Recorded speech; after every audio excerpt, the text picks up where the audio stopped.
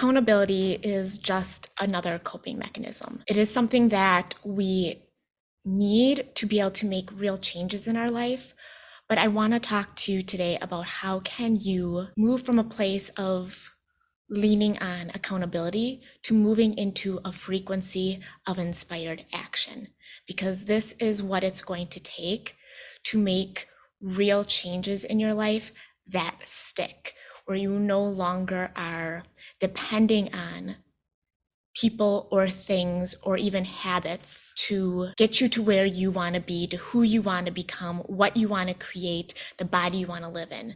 I wanted to start off with something called SAS. When you want to make a real change, let's say you want to change your body, or maybe you want to instill some new habits, or maybe you want to reach another level in your career, in your finances. Maybe you want to get to a place of abundance. It does still take this thing called SAS. And I'm going to explain how you want to use these three pieces to get you to where you want to go, but then also move from a place where you no longer need the accountability and you can move into a frequency of inspired action. And I'm going to explain all this right now.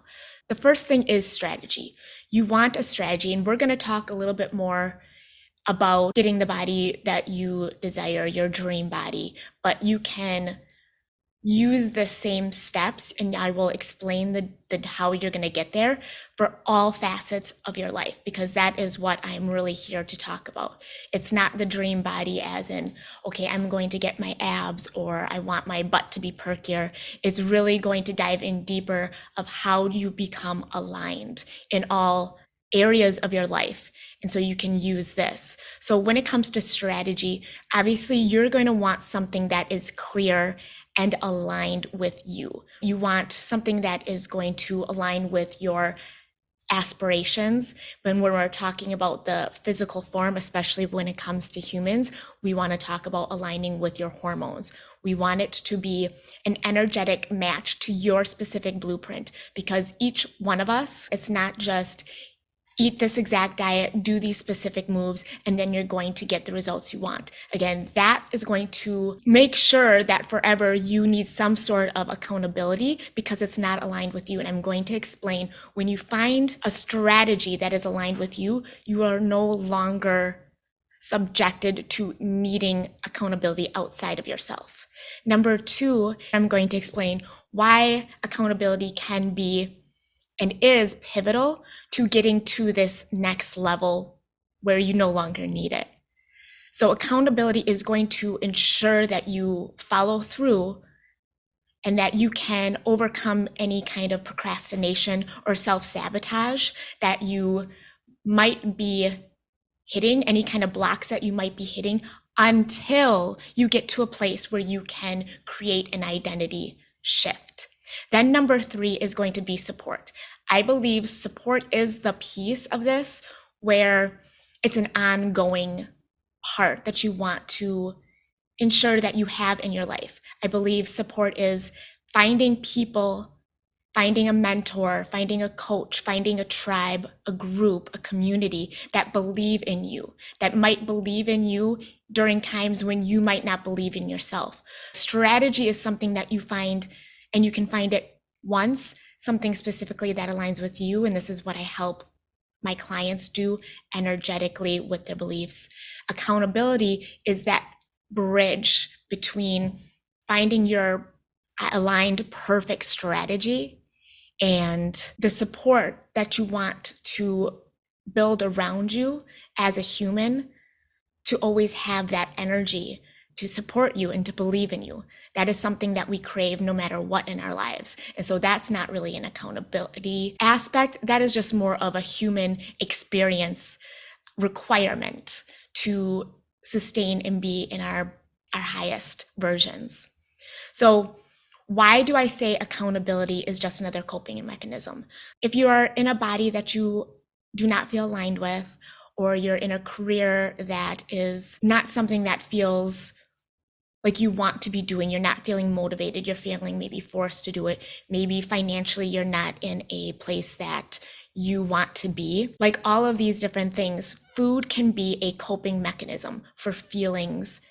Drinking can be a coping mechanism. Drugs can be a coping mechanism. Shopping, a shopping addiction, spending more than we have the resources. Even gossip is a coping mechanism. And so all of us know these coping mechanisms as negative, especially if they're having negative effects in your life.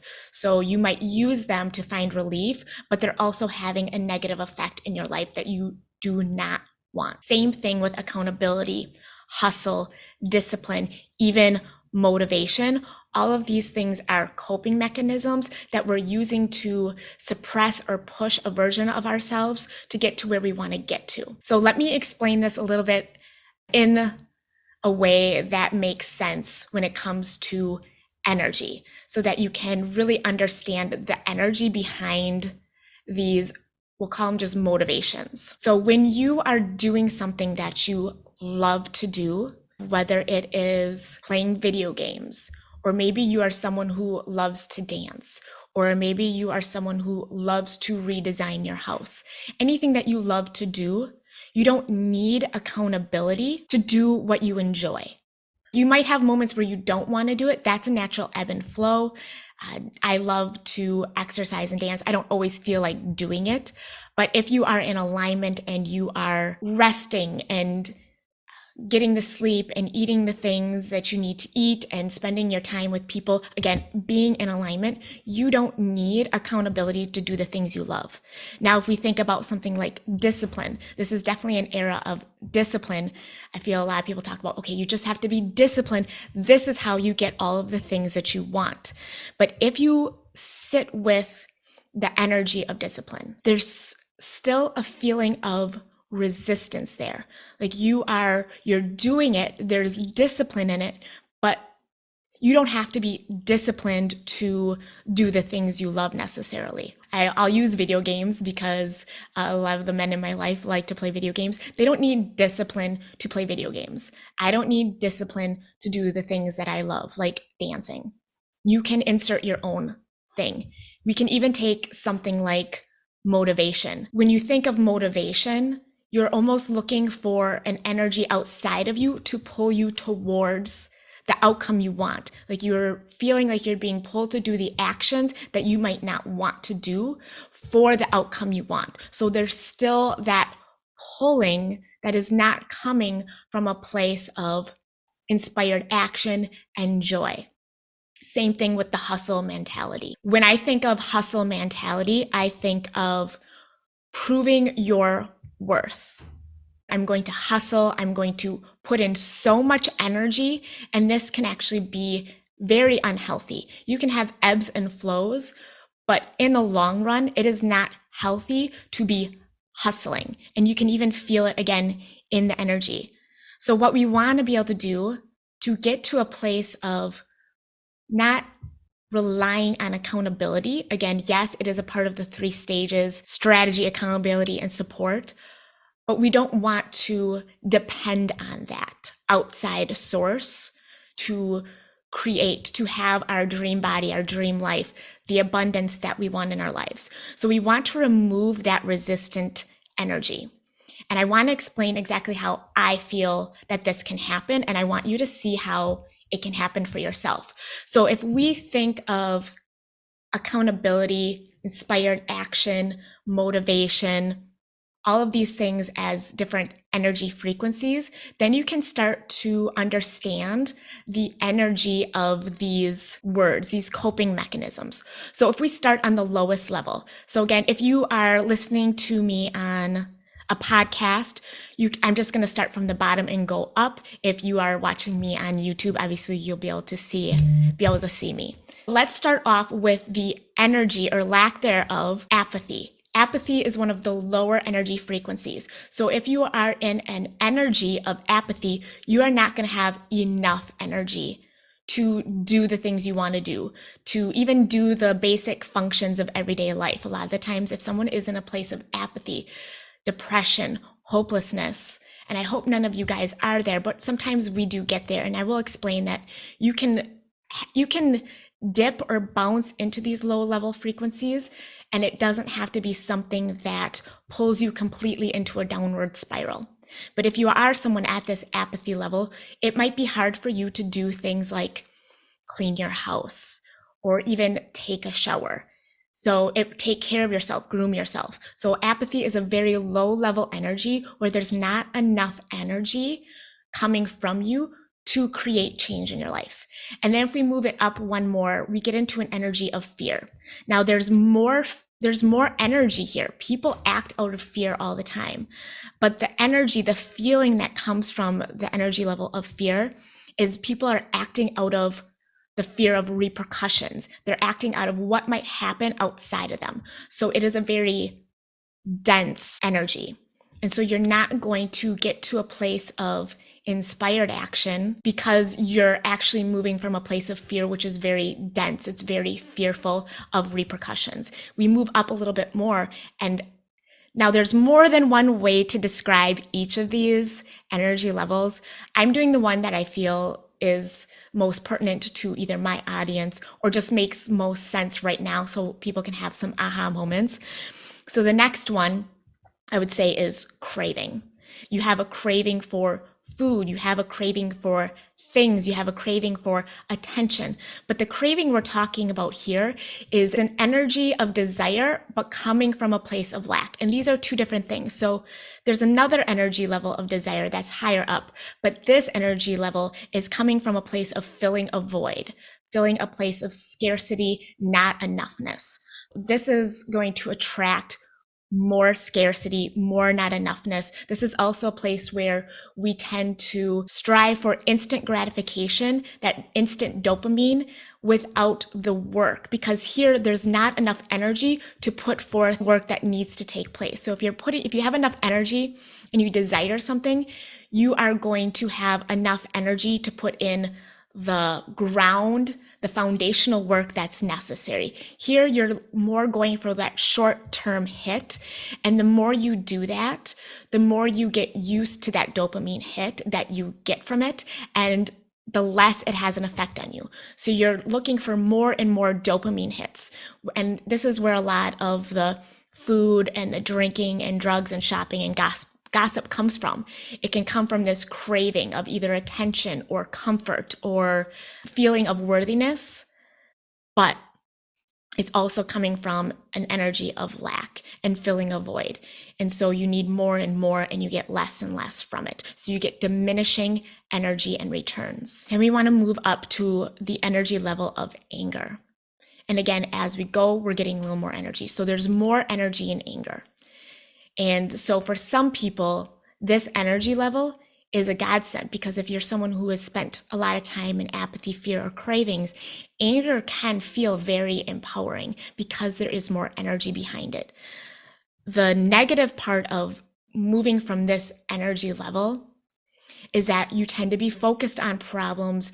There's a lot of energy, but it tends to drain you. It's not the reciprocal energy that when you put towards something, you're going to get that energy back.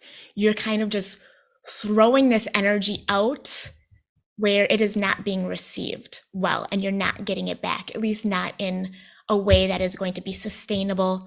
All of these low-level energies also manifest in disease and unwellness, because again, you are using your life force energy to make things happen in your life, and you don't have enough energy then to heal yourself, to take care of yourself. Then we're going to move up to frustration and overwhelm. I feel like this is an energy that a lot of people know pretty well, that a lot of people tend to dip back down into. Some people live in this survival energy, it's also known as. And so again, there's a lot of energy there. There could be a lot of mental energy. There's a lot of wasted energy. There's a lot of doing, a lot of action, and there's enough energy to sustain that for a little bit, but there's also a lot of wasted energy, because in this energy level, if this is where you're doing a lot of your moving from, you're lacking that vision. And so you get into this energy of like grinding. And so you're grinding. You don't have this vision. And so you're not able to move up because you're wasting so much time on all of the things, whether it is taking on too much, thinking too much. There's just a lot of too muchness and not enough vision direction. And then, so those are all the very low level energies where disease can manifest, where there's a lot of lack, where there's energy that might be going outwards, but you're not getting it back in. And so you're unable to heal, you're unable to create the things you want to create, including your dream body. Then we're going to move into the little bit higher frequencies. So we go into a place of content. And again, this is an energy where there's not a lot of push or pull. This is a more calm energy, but there's not a higher frequency. And usually there's no push or pull because you're content. So you tend to just stay in this energy. So you're not creating more.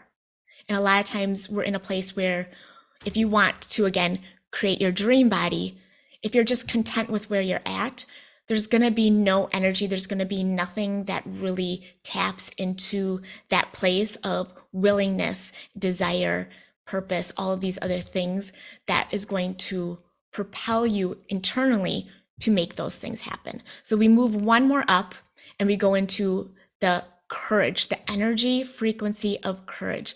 And this is when we start to release the low levels, release the contentment, and we start to have enough energy to really make things happen in our lives. This is the energy where you'll find risk takers, the people who are ready to jump in, the people who are investing in themselves, that are pushing themselves. The hard part when it comes to courage and maintaining this energy level is that it is very hard to maintain. It's constantly going outside of your comfort zone.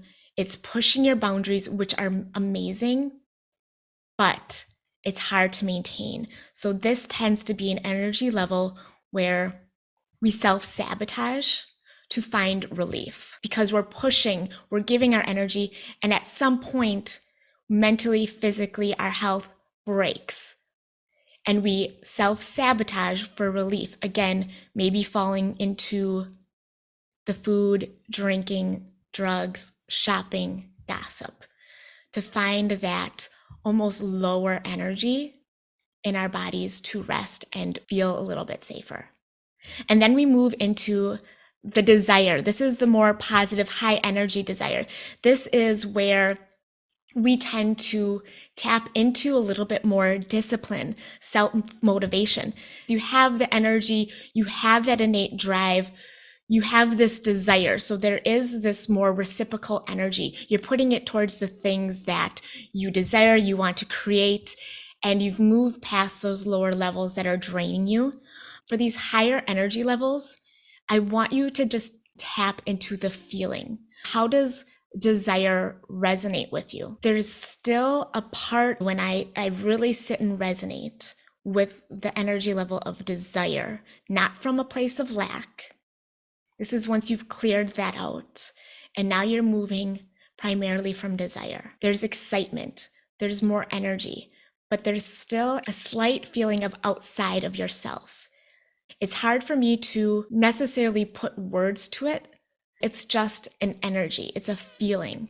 We go up one more and we go to a place of purpose. And you know, if you get into the realm of self-help, of being an entrepreneur, if you are following your passions, you might lean on purpose. And purpose has this energy of duty. And this can actually be quite incredible, that when you have a duty to others, again, one of the main purposes on earth is one, to be healthy and live a long quality life. Two is to evolve. And I think of this as involving our energy. And then three is to serve others. So if you can get to a place of purpose and you can fall back on that purpose when you are struggling, when things are hard, when everything might not be turning out the way you desire, that energy of purpose can really pull you through. But just like that, there's a pull you through piece of it. Now, the other good thing about the energy of purpose, which is way up here, it's at the very top, not the highest, is that there is more of a reciprocal energy. So when you are moving in purpose, when you are taking action from purpose, and it's innate, there is a reciprocal energy. So you can put out a lot of energy. You can be showing up. Some people might think this is hustle and grind, but honestly, if you're moving from a place of purpose, there is reciprocal energy. You are getting energized. So I just started meeting with a group of people who are very like-minded, who are very in tune with energy and the magic of movement and beliefs and consciousness, and really creating change for the love of people. When I'm talking to certain people and we're talking about our purpose and bringing our purpose together, hours fly by and I leave feeling like I'm buzzing. I feel like I just had 10 energy drinks, and it's an actual buzzing. Like my heart is buzzing, my fingers are buzzing. Like I feel so much energy, and that can be really incredible when it comes to purpose. But again, there's still a little bit of that duty that is involved. So there are moments where you can fall out of that purpose. The highest energy frequency is love. And if you are moving from an energy of love, I love to dance. Some people love to play video games. Some people love to create music. Some people love working out. Some people love working one-on-one with people. If you are moving from a place of love, this is what I call inspired action. This is a place where you are cultivating not just reciprocal energy, but exponential energy, where when you are moving from this place, you're moving from a place of self-expression, of flow. The more you do it, the more you get, and not just a little bit, it's exponential. So that is what we want to create. We want to move from a place of accountability, which again would be some of those lower level energies. And we want to get to a place where we are moving from a place of inspired action and love more times than not. So as you can see, as we move up the energy scale, we are increasing our energy. We're increasing our life force energy. We are increasing our power. And so that is the main reason why we don't want to get to a place where we're always leaning on accountability. So it's so important to, first of all, get a strategy that aligns with you, because if your strategy is not aligned with you, you are always going to be falling back on accountability, motivation, discipline, and hustle. And in these areas, they are going to pull energy from us. And we want to get to a place where we are exponentially increasing that energy. So how do we do this? How do we move from a place of depending on accountability? So number one, you want to sit with this information and figure out and feel, what frequency am I moving from most of the time? And again, it can move up and down. Number two, you want to be able to remove these low level energies. This is how you are going to be able to make more meaningful, sustainable shifts. So releasing those low level energies so that you are consistently moving from high frequency energy. This is something that you can actually do. I do this with my clients in the Dream Body Alchemy method. And number three, it's not just the energy you're in. Once you release those low level energies, then you want to figure out, how do I get to a place where I can shift and decode my core beliefs, my core identity that moves me from a place of courage or desire, where I can spend more of my time in purpose and love and inspired action. And I find that because these are high frequency energies, they're not low level energies that they're coming from. They tend to just be from limiting beliefs and even a limiting identity. And in a future podcast episode, I will explain that a little bit more. So these are the three things that you want to do. Now, again, this is something that I do with my clients. And I wanted to explain how this energy, how these emotions show up and can sabotage us.